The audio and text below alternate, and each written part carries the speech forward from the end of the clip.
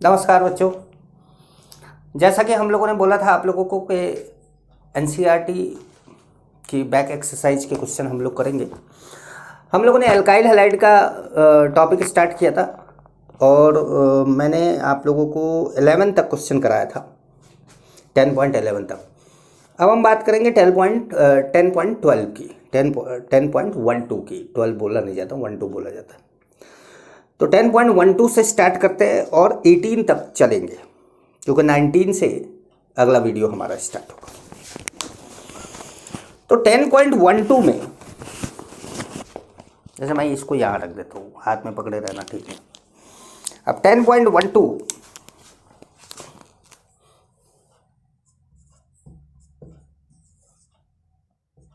में 3 पार्ट है। First part में कहा गया है कि the dipole moment of chlorobenzene is lower than cyclohexyl chloride. अच्छा, एक्सप्लेन वाई, मतलब आपको क्या करना है कि इसमें जो भी चीज़ें दी हुई है उसको एक्सप्लेन करना है। तो क्लोरोबेंजीन का डायपोल मोमेंट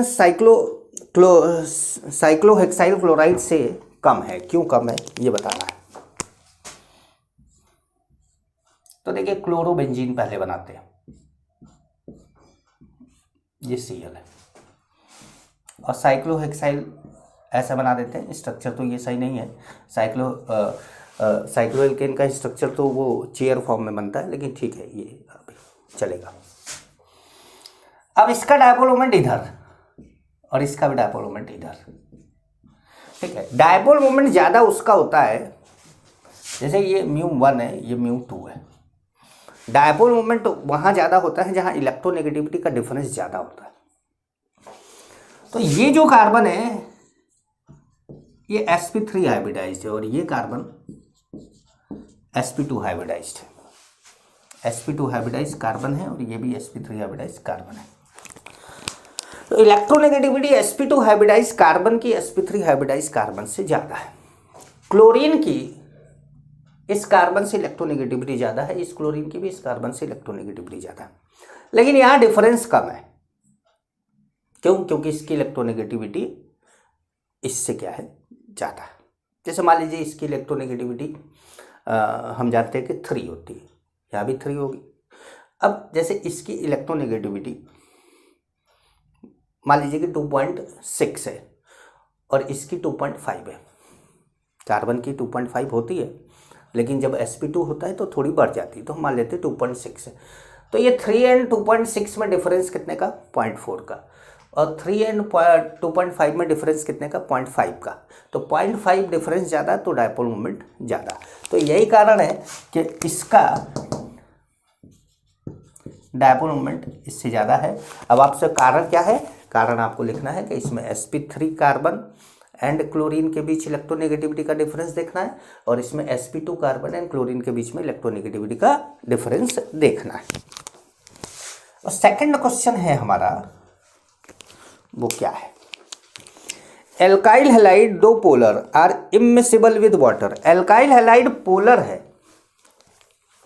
एल्काइल हैलाइड, जैसे मान लीजिए कि आपके पास CH3Cl है, ये पोलर है, फिर भी ये वाटर में इमिसिबल है। क्यों? कारण उसका है कि जैसे वाटर में क्या होता है कि एक वाटर मॉलिक्यूल दूसरे वाटर के मॉलिक्यूल से हाइड्रोजन बॉन्ड बनाता है। जब इसको हम इसमें डालते हैं तो इस हाइड्रोजन बॉन्ड को तोड़ के इसको बीच में आना पड़ता है। अब बीच में लाने के लिए आपको क्या करना पड़ेगा कि भाई इसको बीच में आना है अगर, तो इस बॉन्ड को तोड़ना होगा और इस बॉन्ड को तोड़ने के लिए एनर्जी की जरूरत पड़ेगी, ठीक है। अच्छा, और जब अगर ये बीच में आ गया तो यहां पर OH CH3Cl, यहां पर डायपोल डायपोल इंटरेक्शन होगा। ये क्या होगा? हाइड्रोजन बॉन्ड हम नहीं बोलेंगे इसको, यहाँ पर डायपोल डायपोल इंटरेक्शन होगा। यहाँ डायपोल डायपोल इंटरेक्शन होगा और यहाँ हाइड्रोजन बॉन्ड था। तो ये हाइड्रोजन बॉन्ड क्या है? स्ट्रॉन्गर बॉन्ड है। वीक मतलब वीक तो है, लेकिन वीक में स्ट्रांग माना जाता है। तो ये स्ट्रॉन्गर है, ये वीकर है। तो आप मजबूत तोड़ रहे हैं, कमज़ोर बना रहे हैं। तोड़ने में एनर्जी लग रही है, बनने में एनर्जी रिलीज हो रही है। लग रही है, रिलीज हो रही है, खर्चा हो रहा है, आमदनी हो रही है, खर्चा ज़्यादा आमदनी कम। अगर किसी काम में खर्चा ज़्यादा है और आमदनी कम है, वो काम ही नहीं होगा। और यही कारण है कि यह इमिसिबल है। तो आप बोलेंगे कि हाइड्रोजन बॉन्ड इज स्ट्रॉन्गर, क्यों है ऐसा? Because hydrogen bond is stronger than dipole dipole interaction between alkyl halide and water. ठीक है, तो ये बात हुई दूसरे की। तीसरा जो है, Grignard reagent should be prepared under anhydrous condition. Grignard reagent को एनहाइड्रस कंडीशन में क्यों बनाना चाहिए?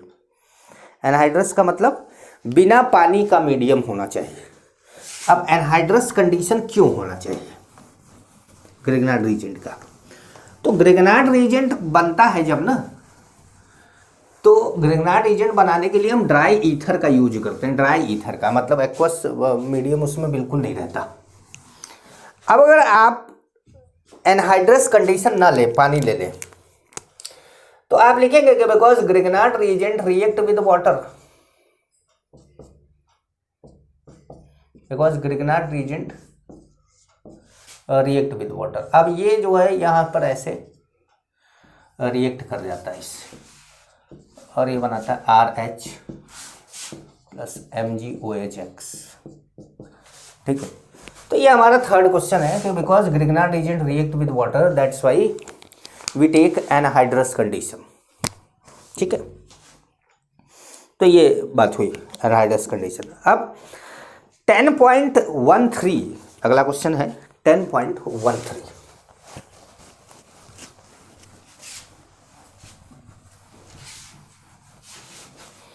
10.13 है।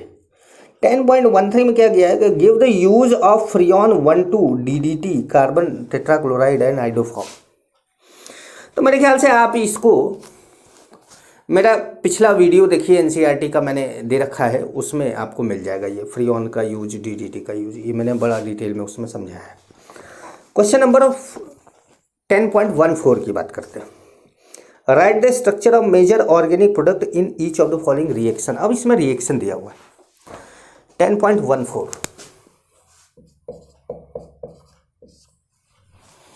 इसमें फर्स्ट है कि CH3 CH2 CH2 Cl, CH3 CH2 CH2 Cl plus NaI acetone. तो क्या बनाएगा ये? तो यहाँ पर Cl हट के I आ जाएगा।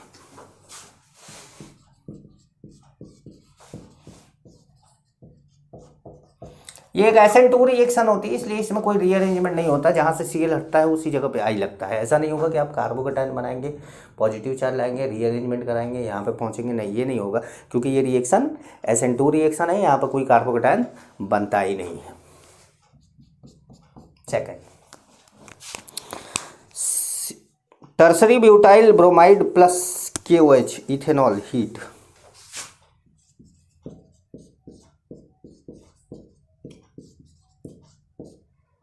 Br plus KOH ethanol heat. अच्छा, अब इसको क्या बोला जाता है? इसको बोला जाता है एल्कोहलिक KOH, और ये क्या देता है? एलिमिनेशन। कौन सी रिएक्शन देता है? एलिमिनेशन रिएक्शन देता है। अब एलिमिनेशन रिएक्शन जब ये देता है, तो यहाँ से Br हटेगा, तो यहाँ से क्या हट जाएगा? H हट जाएगा।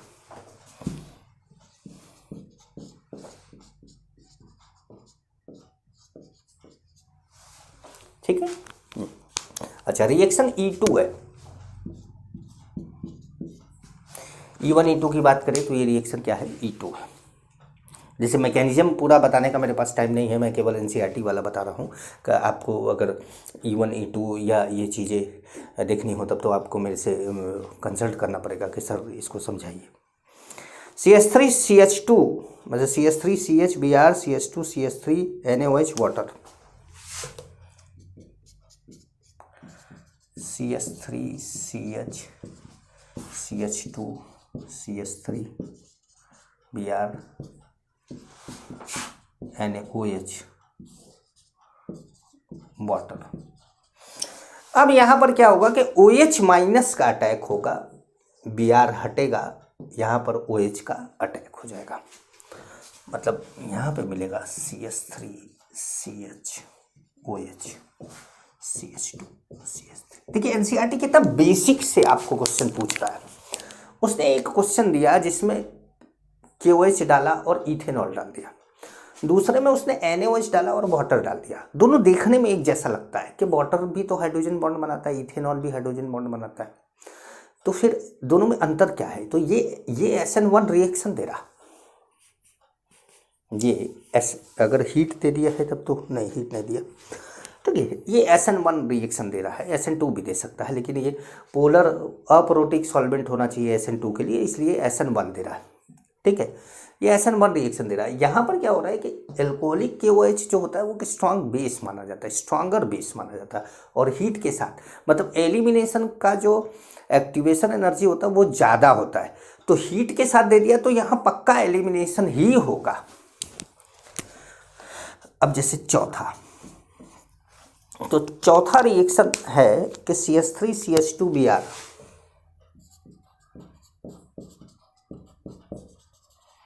Plus KCl। ठीक है, अब यहां पर है एक्वस इथेनॉल।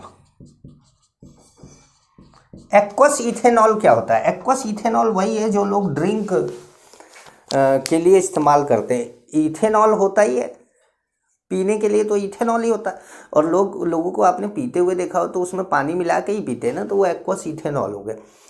KCN से रिएक्शन कराते, तो यहाँ पर क्या करता है कि Br हटता है और Cn माइनस का अटैक होता है।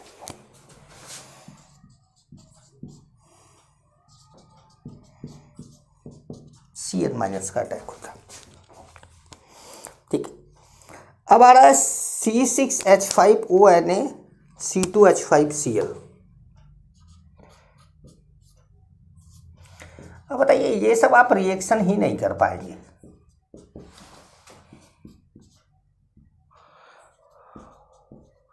सही बता रहा हूँ, ये रिएक्शन, अब ये रिएक्शन जो एल्काइल हैलाइड में इसने दे रखा है, लेकिन ये विलियमसन सिंथेसिस है। जैसे मैं भी खुद एल्काइल हैलाइड में इसको पढ़ाता हूँ, लेकिन ये रिएक्शन ईथर की रिएक्शन है, ये विलियमसन सिंथेसिस रिएक्शन है। यहाँ पर मतलब SN2 रिएक्शन होता है, ये ऐसे टूटता है और ये बनाएगा C6H5O C2H5, ईथर बना देता है। तो ये पांचवा क्वेश्चन है, ये विलियमसन सिंथेसिस है, विलियमसन ईथर सिंथेसिस भी बोल सकते हैं आप इसको। पांचवा रिएक्शन था, मिटा लेते हैं एक बार, तब तक आप चाहें तो वीडियो भगा सकते हैं थोड़ा सा आगे, यहाँ से काम की चीज़ चालू हो जाए आपको।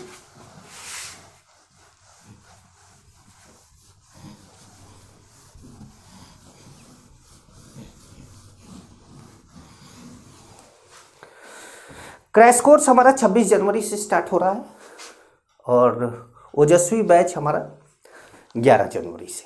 ओजस्वी लॉन्ग कोर्स बैच है, क्योंकि जैसा कि देखा जा रहा है कि जून के लास्ट में या जुलाई के फर्स्ट वीक में एग्ज़ाम होने वाला है नीट का, तो वो नीट के लिए स्पेशली बैच लॉन्च किया गया है।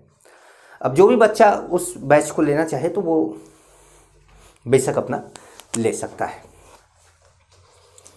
तो वो मेरे से कांटेक्ट कर सकता है। ये 10.14 ही चल रहा है, और 10.14 में अब हमारा क्वेश्चन है 6 CH3 CH2 CH2OH।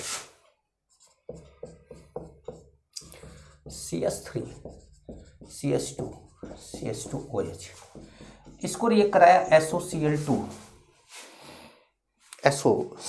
से। ठीक है, तो SOCl2 से रिएक्ट कराने पर क्या होता है कि OH ये एक हेलोजिनेटिंग रिएजेंट है, मतलब क्लोरीनेटिंग रिएजेंट है। PCl5 PCl3 SOCl2 ये सब क्या है, Cl प्रोड्यूस करते हैं। OH को हटा के यहाँ पर क्या आ जाएगा, Cl आ जाएगा। CH3 CH2 Cl। ठीक है, अब ये रिएक्शन कौन सा रिएक्शन है, तो इस रिएक्शन को SNI बोला जाता है। ना ये SN2 है ना ये SN1 है, ये रिएक्शन क्या है, SNI है। 7 7 में क्या है कि CH3 CH2 CH double bond CH2 है, CH double bond CH2। HBr के रिएक्शन परऑक्साइड की प्रेजेंस में कराते हैं।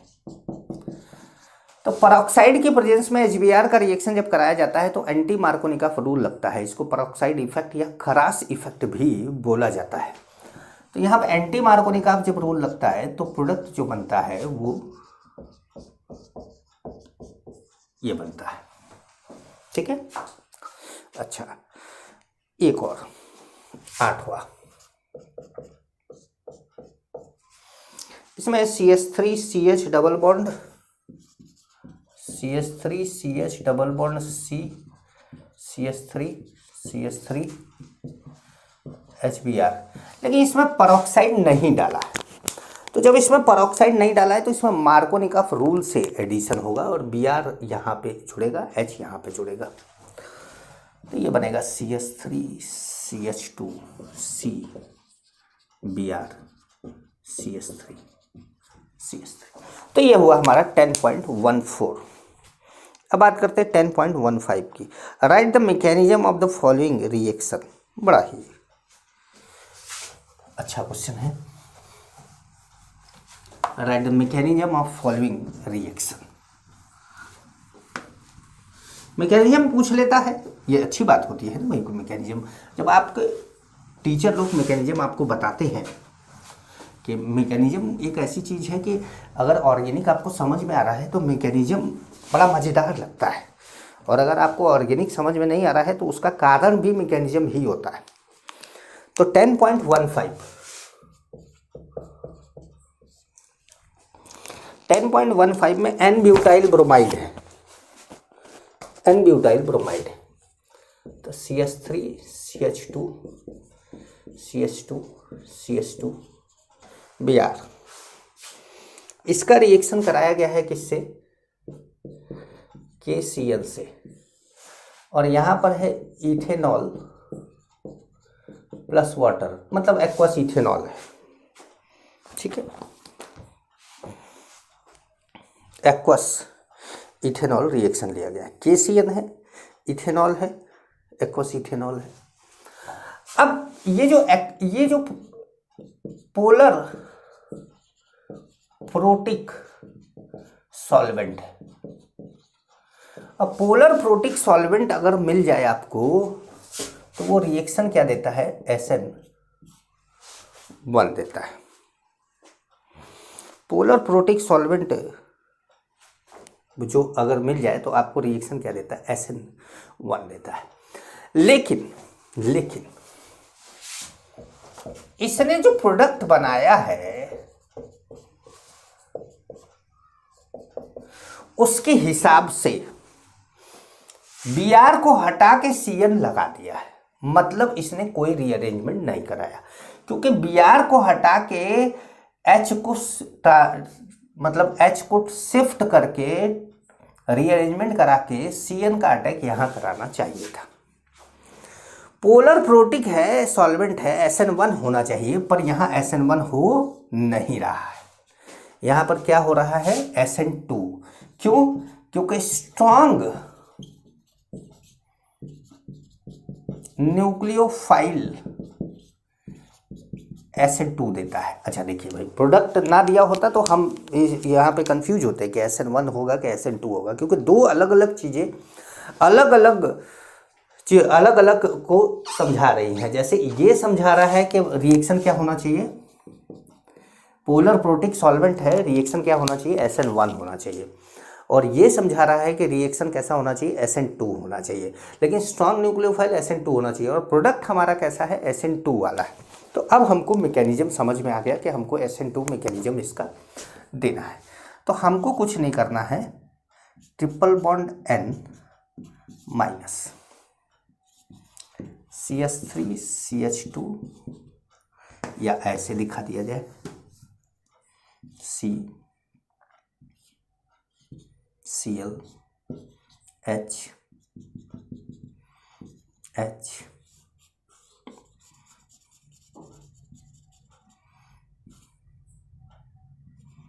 CS2 CS2 CS3 ऐसे दिखा दिया, ठीक है। अब इसने क्या करा, यहां से अटैक किया और ये टूटा, इसने अटैक किया और ये टूटा। ये H है आपका, ठीक है, ये ध्यान रखिएगा, ये क्या है, H। अब ये SN2 रिएक्शन हो रहा है, SN2 रिएक्शन हो रहा है, तो क्या बना, इसने ऐसे बनाया।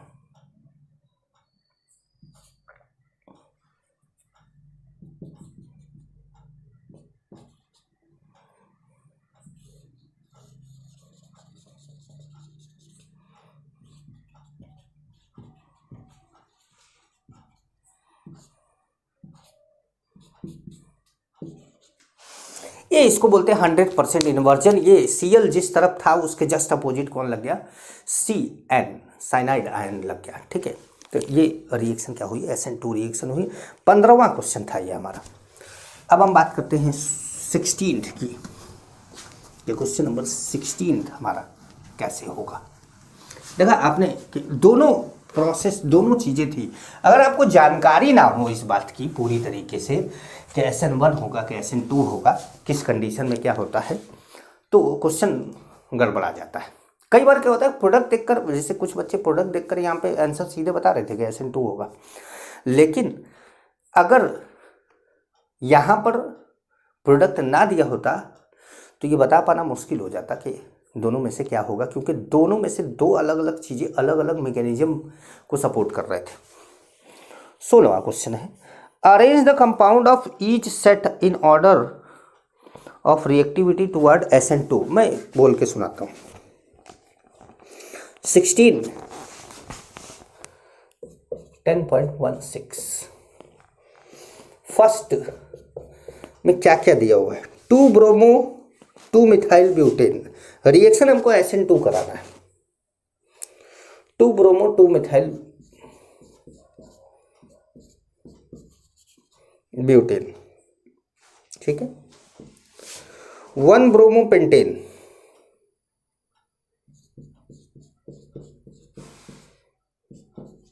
1 bromo pentane, 2 bromo pentane,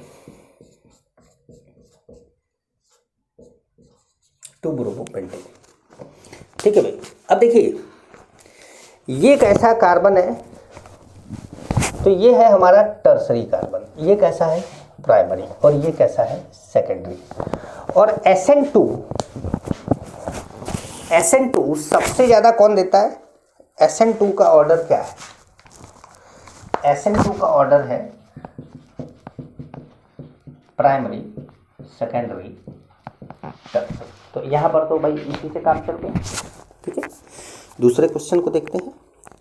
1 bromo 3 methyl butane,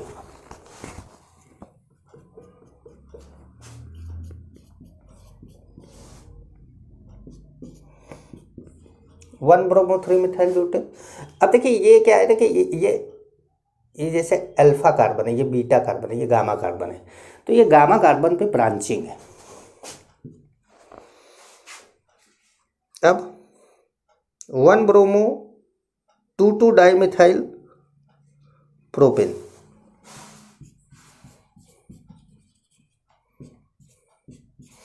ये अल्फा कार्बन बीटा कार्बन पे 2 ब्रांचिंग है। 1 ब्रोमो 2 मिथाइल ब्यूटेन, नहीं हम गलत पढ़ गए, हमारा सेकंड वाले में 1 bromo 3 methyl butane, 2 bromo 2 methyl butane है, यहाँ पर ब्यूटेन ही चल रहा है।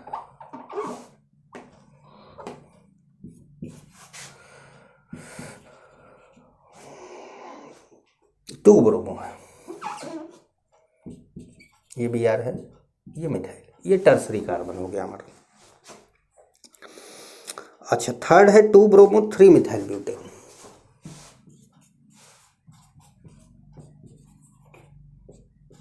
ठीक है भाई। अब देखिए ये कैसा है, ये प्राइमरी है, ये कैसा है, ये टर्सरी है, और ये कैसा है, ये सेकेंडरी हैलाइड है। तो जाहिर सी बात है सबसे ज़्यादा किसका होगा, प्राइमरी का होगा, फिर सेकेंडरी का होगा, तब टर्सरी का होगा। ये SN2 का ऑर्डर है, ठीक है। बड़ा आसान सा था, हम लोग उसको डिफिकल्ट बना रहे थे। नीचे वाला भी पढ़ लिए थे इसीलिए। अब थर्ड वाले पार्ट में क्या हो रहा है, 1 ब्रोमोब्यूटेन,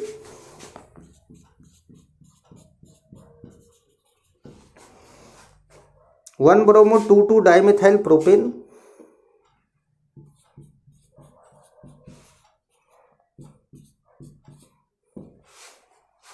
1 ब्रोमो 2 मिथाइल ब्यूटेन,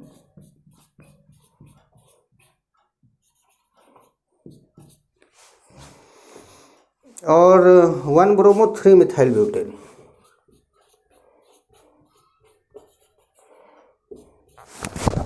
अब देखिए भाई यहाँ पर सब के सब प्राइमरी कार्बन है।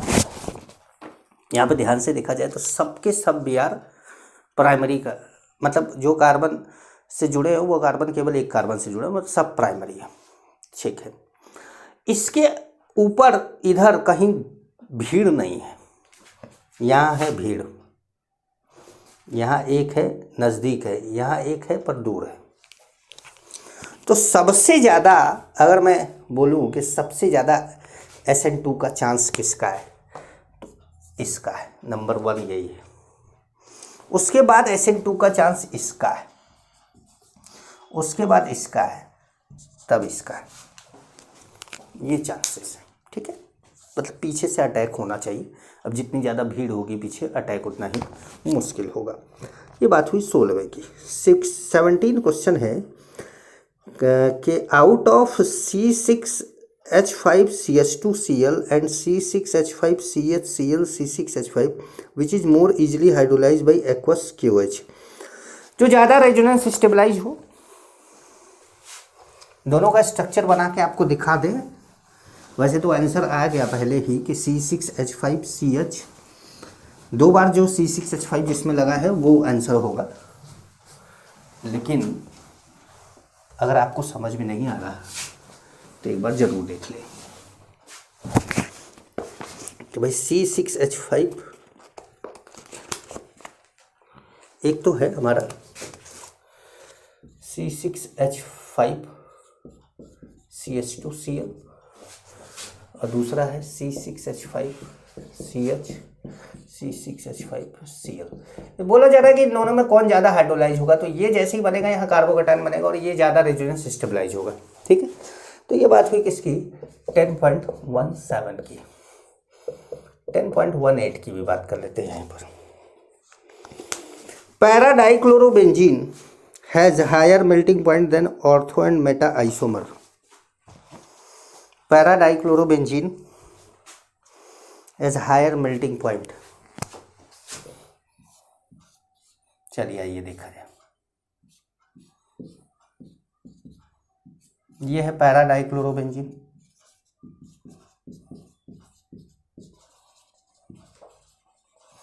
नंबर 1 डाल देते हैं।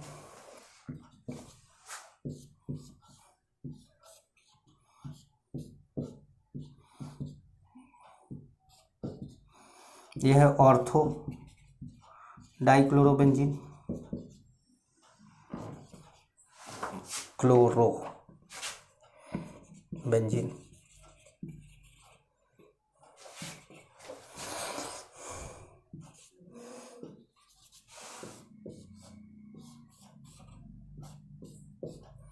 और यहाँ पे है मेटा डाइक्लोरोबेंजीन।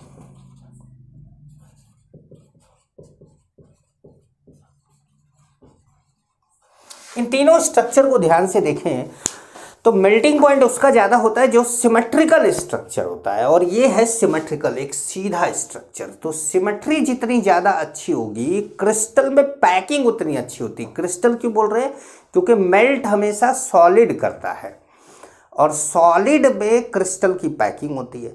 क्रिस्टल जितना ज़्यादा अच्छा पैकिंग करेगा, मजबूत होगा, उसको तोड़ना उतना ही क्या होगा, मुश्किल होगा, पैकिंग जितनी अच्छी होगी।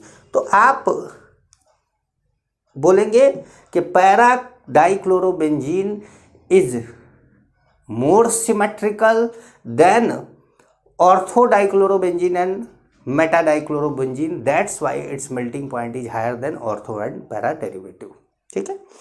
तो ये तो बात हुई क्वेश्चन नंबर 18 की। अब हम क्वेश्चन नंबर 19 अगले वाली क्लास में कराएंगे। क्वेश्चन नंबर 19 कराएंगे, स्पेशली 19 ही कराएंगे।